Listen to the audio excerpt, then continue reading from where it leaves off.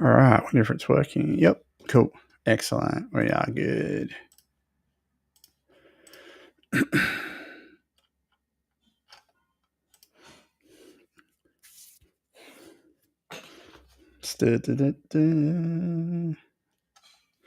Let's do it. Good morning, everyone. Hope you're doing really, really good. Sorry it takes so long to get on, but I've got to have everything set up. So I'm streaming in both the groups. Morning, guys. Hope you're well. Thank you for joining. Morning, the other two groups. I'm just making sure everything's working all right. Give us a yell if you can hear me, please. Want to make sure my mic's working. I think it is. I said it was disconnected, but anyway, no issues at all. How is everyone today? I hope you're doing well. I'm still in my sweaty CrossFit clothes. I've still even got my bloody armbands on. Might take them off. Don't really need those to talk. Maybe they make my arm movements a little bit more exciting. Hey, Nick, how are you, buddy? Good to see you. Thanks for joining, mate. Lovely to see your beautiful face. Good morning, Max. Hey, Levi. How you doing? All right, another set of 30 questions in 30 minutes, quick fire answers to get you started for the week. I know it's Tuesday, but there's nothing wrong with starting on a Tuesday, is there? Got a fresh new haircut. Went a little bit too short, but you know what? I embrace the greys, the streaks of wisdom. Hey, Nick. Only ask some older men would understand that. Streaks of wisdom. All right, let's get stuck into 30 questions in 30 minutes so we can get started for the week. And as always, if you do have any live questions, please drop them in the comments. If I don't see them now, I will get back to them sometime today. It's just really hard sometimes to go through all of the live questions because I've got some here that have been asked during the week. All right, so I like to go sort of like nutrition, training, bit of mindset, and then some sort of rest and recovery. I think they're the kind of important topics when it comes to health and wellness. So as I said, if you've got any questions you want to ask me about health and wellness live, just drop them in the comment section and I'll do my best to get to them. If I don't, send me a DM and I'll be more than happy to help you out. All right, cool. How do I deal with late night cravings? I like to go to bed with a full stomach, especially if I'm going to be fasting in the morning. So I like to eat some type of high protein snack before I go to bed.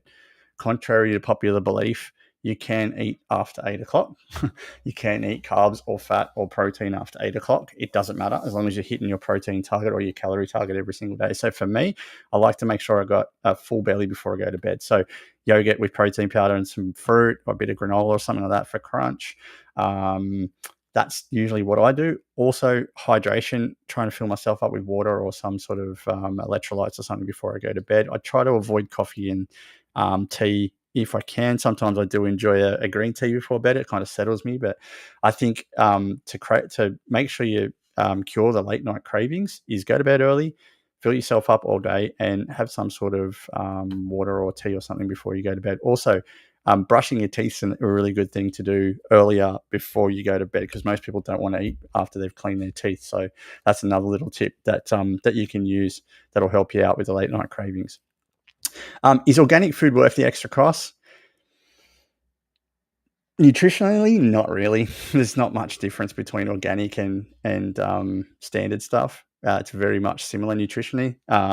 It can be worth it if you're concerned about pesticides or the way that things are raised or grown. So yeah, if there's a morality clause in your life that you hold your heart to, sure, go for organic if you like. But for me, I think if you're looking at value for money, which is what most of us are, we're on a tight budget these days. The cost of living is huge. There is nothing wrong with having non-organic, food or protein or something like that. Okay, so if you are concerned about pesticides and the way things are grown or raised, definitely go for it. If you've got the money to spend, but for me, budget matters the most. So get the healthy cuts of stuff that you think are okay. Most times, I like to shop when the specials are on because you can freeze the meat if it's 5 days to go, and it's generally a lot more cheaper. Like you might be saving a couple of bucks a kilo, so it's definitely worth it. But for me, is it worth the extra cost nutritionally? Nope. Morality? Yes, definitely. if that's what you're looking for. What are the best snacks to eat on a road trip? Cool. This is a good question because a lot of our clients are interstate travelers, or they drive trucks and stuff like that. So it's really important to have the right snacks on the road. For me, biltong or some form of cured meats is really, really good to have. Fresh fruit or veggie sticks, they're really, really good. Protein bars, bags of jerky, bags of the beef pork crackling is really, really good. You've got a lot of protein for calorie ratio on that sort of stuff. Hard-boiled eggs, if you can pack them in an esky to keep them nice and cool. It's more important to have filling nutritional stuff on a road trip rather than eating a heap of shit because you're sitting down, you're not moving most of the time. If it's a long road trip, if you can get up every hour to 2 hour and go for a 5-minute walk, have a break, and refuel, really, really good. How do I eat healthy at a social event? Again, another great question because we get this all the time. Before you go, have a look at what you're about to eat and work out what's going to benefit you nutritionally. That's the best thing I can say. The second thing is, if you can, order the food with the sauce on the side, because most come with really heavy, thick, creamy, milky, buttery sauces. So order them on the side. Fill yourself up before you go if you know that it's going to be shit food. So you only limit yourself to one course. Fill up on like proteins and veggies if you can, which will really, really help. Or just enjoy the moment. Have that high calorie meal. Who gives a shit? You've probably earned it anyway. So don't undertreat yourself just because of a social event. So either work hard for it during the week and budget for it in your calories, or just budget on the day. Just go for the stuff that's going to be working in with your nutrition target for the day. Is dairy good or bad for you? Again, it depends on the person. Dairy is not bad. Nothing is bad for you. It's just what type of dairy or what type of food that you have. You need calcium, you need protein. Dairy is very good for that. But we got to watch the calories. Full cream stuff is higher calorie than skim version or low fat version. Okay, so if you're lactose intolerant, different story, then it isn't good for you. But we've got to look at our calories and protein. That's the most important thing when it comes to weight loss. What are healthy ways to add flavor to meals? Okay, we get this question all the time in our kickoff calls with all the clients. The healthiest way to add flavor to meals is fresh herbs and spices, next to no calories. Go to town on your herbs and spices. Okay, I have all-purpose spice. I have Cajun spice. I have paprika. I have cumin. I have all that type of stuff ready to go when I feel like I need to flavor the chicken or pork, or whatever as I'm cooking. So that is the best way. Second, citrusy lemon and lime juices are really, really good to flavor, especially seafoods and chickens like that. I'm one of those people that likes lemon juice on a chicken schnitzel because I think it tastes really, really good. Vinegars. So we'll get to sauces. Anything that's got a mustard base or a chili base is generally your lower calorie sauce. Okay, then we go up to our tomato and barbecue.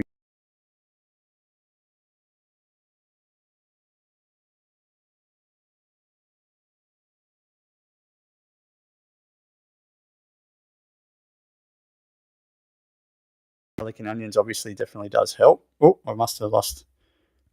Yeah, I'm back. But the best and the most effective way, especially when it comes to maintaining fat loss, is herbs and spices are your best way to add flavor to your meal without putting in too many calories.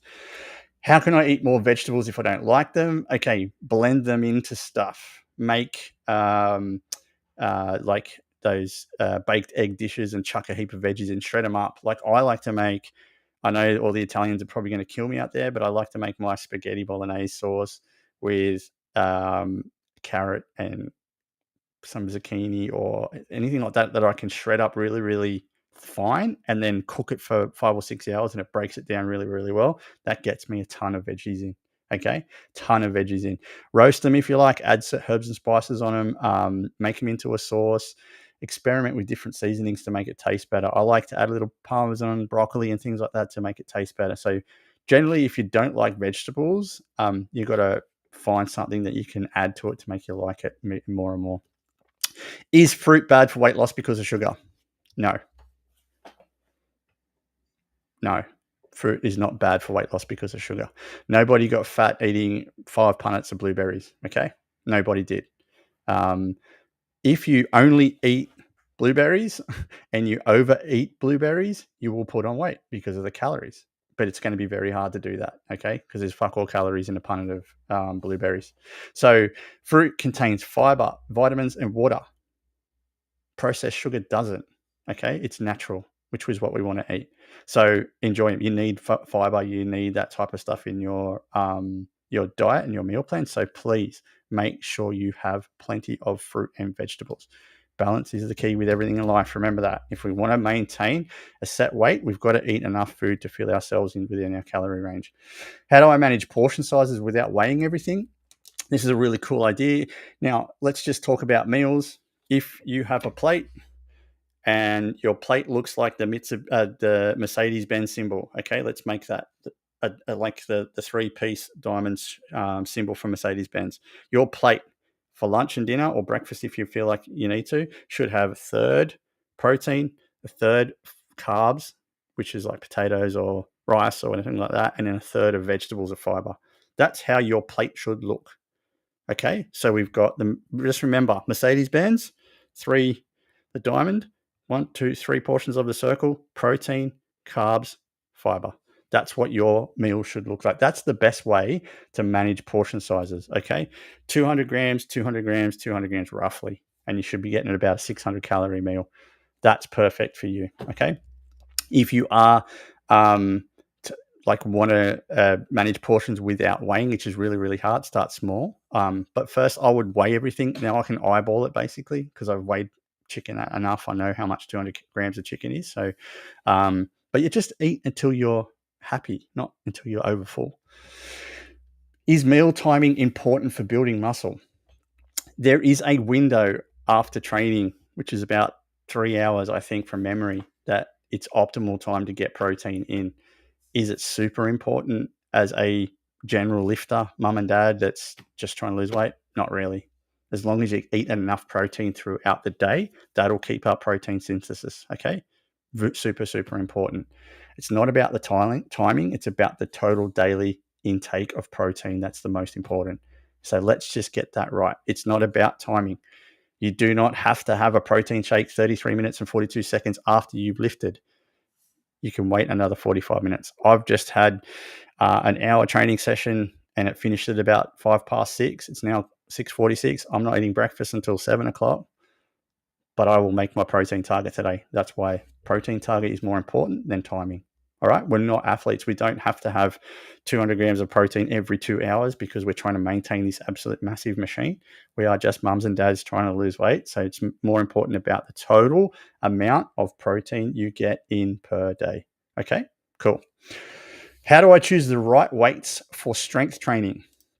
All right, this is a really good, good on you, Nick. Sugar-free chewing gum saved when you're on the road. Perfect. Sorry, guys, I know there's some questions coming too. Hey, Renee. Hey, Ash. How are you?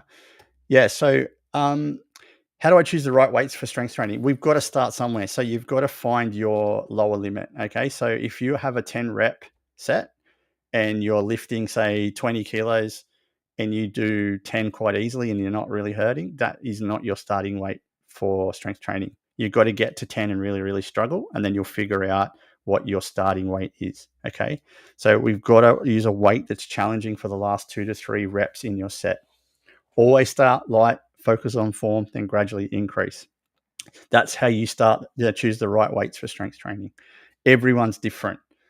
Everyone's either got muscle mass they've already had or they're just starting out. So some people can start squatting at 80 to 100 kilos because they've got that muscle memory. Others that haven't done it before have to find their starting weight. So, but it's all about balance, okay? Don't ego lift to start with. Start light, get your 10 reps in and just base it on feel. And if you struggle in the last 3, that's your right weight. That's the best way to pick it. What's the best way to work out if I only have 20 minutes? Cool. Interval training is really, really good for a good quick burn and a little bit of resistance training. Really, really good, okay? Doing compound exercises, the big lifts, squats, push-ups, lunges, things like that in 20 minutes, you can work all your body. Doing a quick circuit, a 40-second on, 40-second off, 20-second off intervals, really, really good. But it's got to be focusing on intensity and quality over the time frame, and then you'll get bang for buck. Full body workouts are the best for people that are time poor. Hopefully that makes sense, right? How do I avoid overworking my lower back? Most of the time, we're overworking our lower back because our core is weak. So we got to strengthen our core, especially we're not engaging the right muscles when we're like using our back, especially if we're deadlifting or we're squatting or something like that. So work on your core. Don't forget or neglect the core. Okay. Most of the time, it's improper form is why your back's getting engaged more than any other areas. So if we try to keep our back nice and straight and neutral over the time that we're working out, it will generally get better. But warm-ups, don't skip them. Don't skip your dynamic stretches and things like that. But stretching your hip flexors, yeah, hamstrings can definitely help alleviate your back getting used too much. Okay. What's the best way to start running if I'm a beginner? Run walks are the best way to start. Don't think, especially if you're a bigger person, say you're 140 kilos and you want to start running, that's a lot of weight going on your joints. So we don't want to stress it out too much by running as long as and fast as we can because we'll hurt ourselves. So let's run walk. Okay. 1 minute walk, 1 minute run, 2 minute walk, 1 minute run, anything like that, and repeat. Getting good running shoes are probably another great investment for you to start running if you're a beginner. Increasing your distance over time, really, really good. Having the right nutrition while you're running, especially if you're going over 5 to 10 Ks, super, super important. So, but don't neglect strength training. It's going to help out. Okay. How can I make strength training more fun? Try a new workout, do some supersets, get into a circuit, jump on a class, do some AMRAP stuff. They're really, really good to make it a little bit more fun. Get your favorite music on, or a podcast, or a motivational book, like a podcast or something like that that'll get you through the session. Join a class, do a workout in a class. I've been doing CrossFit for the last 8 weeks. Absolutely love it. Big change in life for me. Training's more intense. And yeah, it's just great. It's come at the right time of life for me because I just needed a little bit of, I don't know, just hard shit. I needed to do something hard, and that's pretty hard. So I'm doing that as well. So things like that can really join a buddy, jump, do a class with friends. So things like that are best way to increase the fun side of strength training. All right, it can't be monotonous just in there lifting all the time, but you've got to learn to enjoy it. It's about the process, right? How long should I rest between sets? Okay, for strength training, generally 2 to 3 minutes because you're doing some big heavy lifts. For hypertrophy, for muscle growth, it's usually about 60 to 90 seconds. Endurance is about the same. Oh, it's a little bit less, maybe 30 to 60 seconds. But for me, it's about more listening to your body. If I'm doing big compound lifts, I'll take the 2 to 3 minutes because I'm highly stressing out my muscles. If I'm doing endurance, I want a quick return. So I've got to go do my 10, 15, bang, 30 seconds, do them again. Okay, so that's generally how it works. Strength is 2 to 3 minutes, hypertrophy is 60 to 90 seconds, and endurance is about 30 to 60 seconds in your rest period. What's the benefit of unilateral exercises? They will help you identify and fix imbalances in your strength for your left arm or your right arm or your left leg or your right leg. That's the best way I can explain unilateral exercises. Okay, most people are left or right dominant.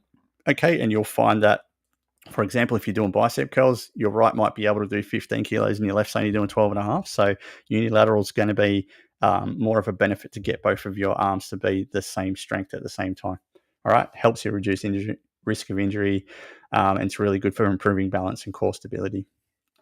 How can I improve my bench press? Like any lift, we need to lift more often. Okay, that's how you will improve it. Practice makes permanent. Practice makes permanent. Okay, work on form, keep your feet planted, get your core engaged. That's probably the best way. Having in my opinion. Hey, Simone, strengthen triceps, shoulders, and back to assist your press. Okay, it's not just about the chest. You're using your arms to move the weight up and down. Practicing pause reps definitely does help to build strength at the bottom of your lift, like full stretch at the bottom and full extension at the top. And using a spotter will help you get stronger because you can pump the weights up and start doing some progressive overload. Should I do cardio and strength training the same day? Okay. It depends on the level of strength training that you do. If you are like me and you like to go hard in the strength training, I wouldn't recommend doing a big heavy cardio session on the same day because you'll want your muscles to recover. But it depends on your goals. If you are a cardio athlete, you might have to do that as part of your training. But generally, if we are mums and dads trying to lose weight, cardio and strength training on the same day, I wouldn't do it. I would do one strength training session, then do a nice run or a cycle or something the next day as a secondary exercise the next day. And then it gives you a bit of recovery for Wednesday. We can do strength session again. Okay. But it depends on your goals. If you're a runner, different story. But if you're just training for muscle loss, the gym's more important than cardio. How do I strengthen weak glutes? Work on them. Do the right exercises, glute bridges, hip thrusts, donkey kicks, all those things are really, really good. Make sure you're using some form of resistance, whether it's band, whether it's body weights, whether it's actual weights in the gym. But for me, to strengthen a weakness, you've got to focus on mind-muscle connection. We've got to make sure we're actually working the glute in the exercise. If we come back from a hip thrust and all of a sudden our back is sore, we're working the wrong muscle, we're doing the wrong form. Okay, super important. What are the benefits of active rest days? Keeps blood flow to aid muscle recovery, lowers stress levels, and helps maintain a routine. Walking, yoga, swimming, things like that are really, really good for active rest days. It's just giving your body a break without feeling sluggish. There's nothing worse than a rest day where you do nothing because you feel unproductive, especially if you're highly active like I am. I feel like, for example, on Sunday, I had a full rest day. I didn't walk. I didn't train.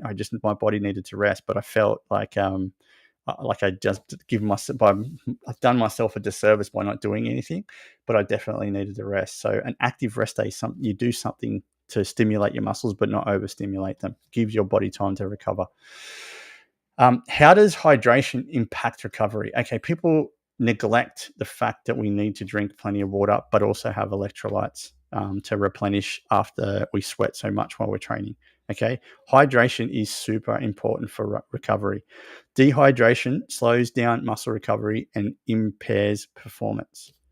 Dehydration is bad for you. Okay, water helps flush out toxins, and it acts like a water slide for delivering your nutrients to your muscles. Okay, it increases the speed of your delivery of nutrients. So water is really, really important. A lot of people say I can't drink enough water during the day. You're just not consistent enough. I can drink 4 to 5 liters quite easily, but that's because I am mindful of it. I make sure that I have, this before when I wake up, I have half a liter of water. I go to the gym. I'm just about to finish another liter of electrolytes. I'll have half a liter now after getting off here before I have a coffee. So I'm 2 liters deep by 7 o'clock. And then I can get my 4 liters in during the day. So really, really important to replenish your salt that you've sweated out, but also making sure that we can give ourselves some enough hydration to recover. Really important. How do I know if I need more recovery time? The best thing that will judge your recovery is how fatigued you are and how sore you are on a continual basis. If you are constantly sore or fatigued, chances are it's your body saying, hey, dude, it's time to slow down a bit. Okay. Decreasing performance, not wanting to go to the gym because you are tired. It's generally a sign to say you need to stop and have a break.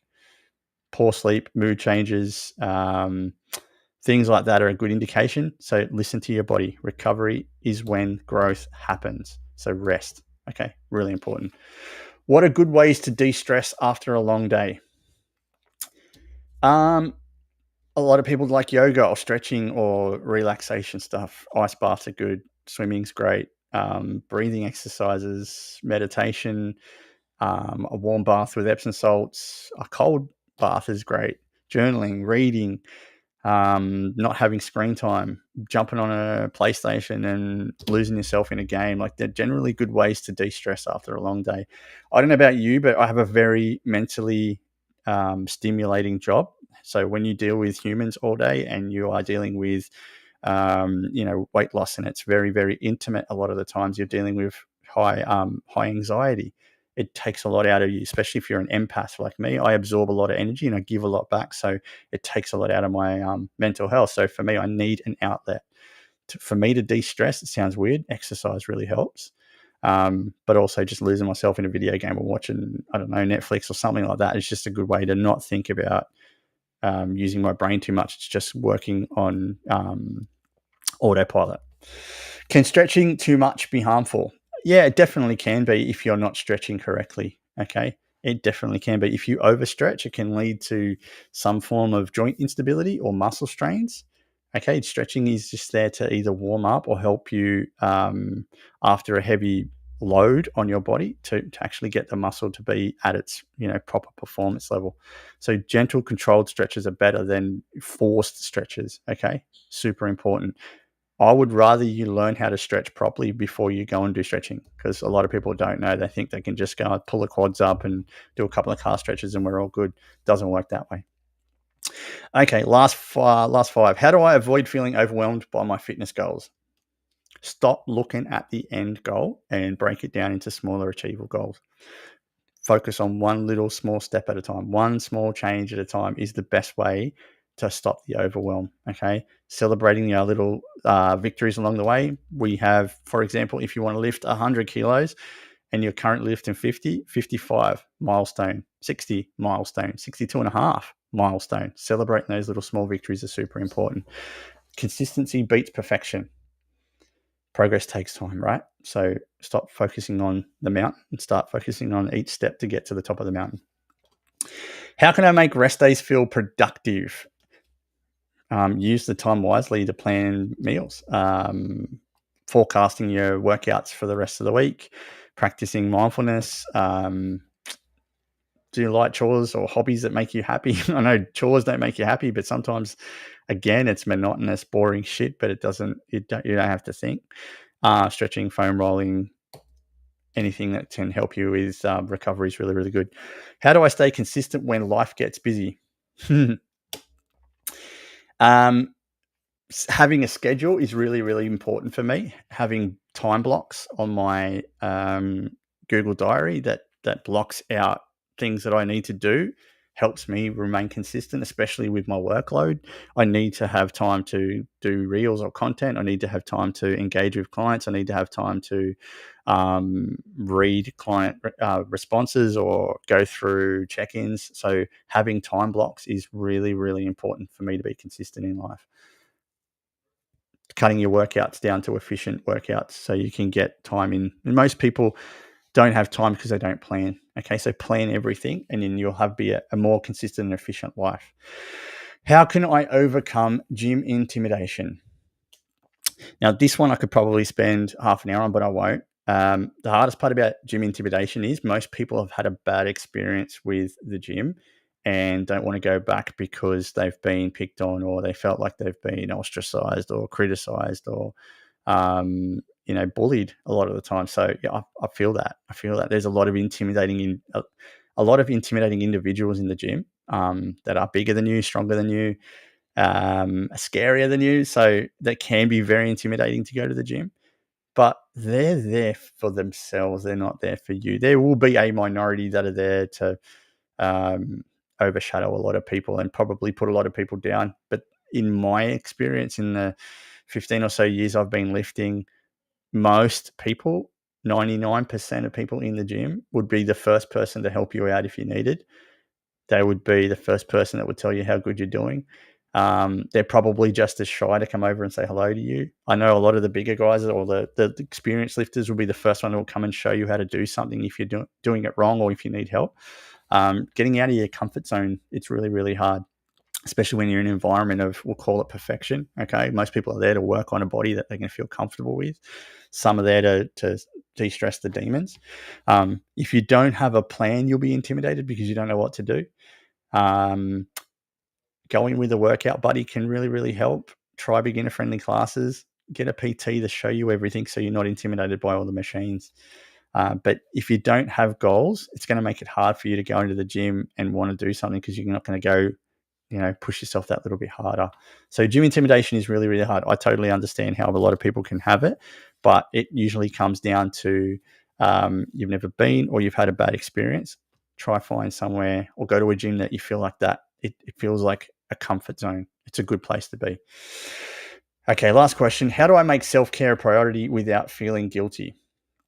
I would like to say something and I would like to make this really, really clear. There's nothing wrong with being selfish. Okay? Absolutely nothing wrong with being selfish, in my opinion. My definition of selfish is, it's two words: self being you and ish being just a little bit more. Okay. I'm just focusing a little bit more on myself so I can be the best for me and my family and the people around me. So there is nothing wrong with being a little bit selfish. Okay. Self care helps you feel better and it makes the people around you feel you as well. Okay. Really, really important. Me time should be scheduled like any other appointment in your diary. Super, super important. Me time for me is the gym, or it's on the bike, or it's going for a walk, or reading, or something that's going to make me a better person. Self care is important.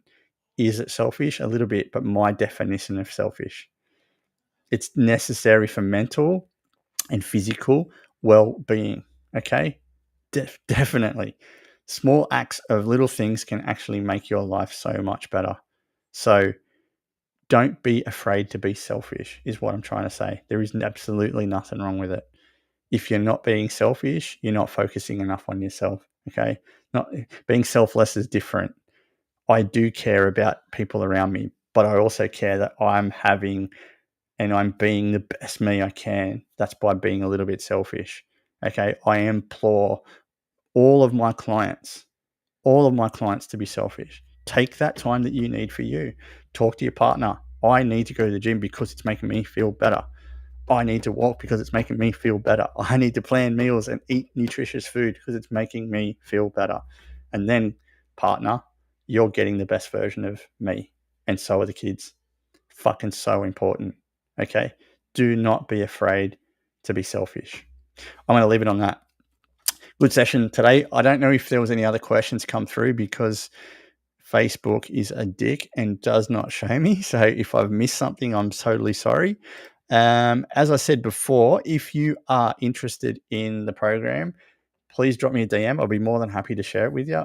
Coming up towards summer, we've got a little special coming up as well. So it might help you guys out there that are a little bit financially down at the moment, which is totally cool, but you need to get on a transformation, send me a message. I'll be more than happy to help you out in that instance. If not, you got any questions to do in health and wellness, drop me a DM. I'd be more than happy to answer them anytime. I've got a couple of recipe books that I've finished. If you want a copy of one of those for free, send me a message. I'd be more than happy to send it over to you. Apart from that, have a great day. Enjoy the rest of your week.